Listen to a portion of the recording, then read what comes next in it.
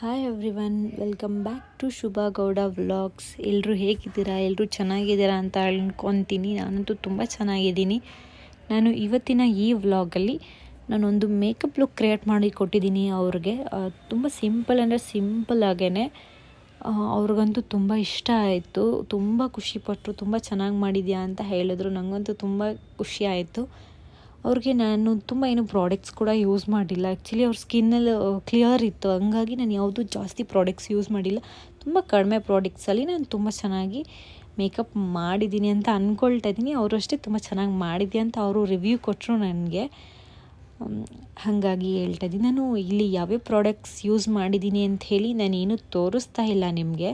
ಯಾಕಂದರೆ ನಾನು ಆಲ್ರೆಡಿ ನನ್ನ ಲಾಸ್ಟ್ ವೀಡಿಯೋಸಲ್ಲಿ ನಾನು ತೋರಿಸಿದ್ದೀನಿ ನಾನು ಯಾವ್ಯಾವ ಪ್ರಾಡಕ್ಟ್ಸ್ ಯೂಸ್ ಮಾಡಿ ಮೇಕಪ್ ಮಾಡ್ಕೊಳ್ತೀನಿ ಅಂಥೇಳಿ.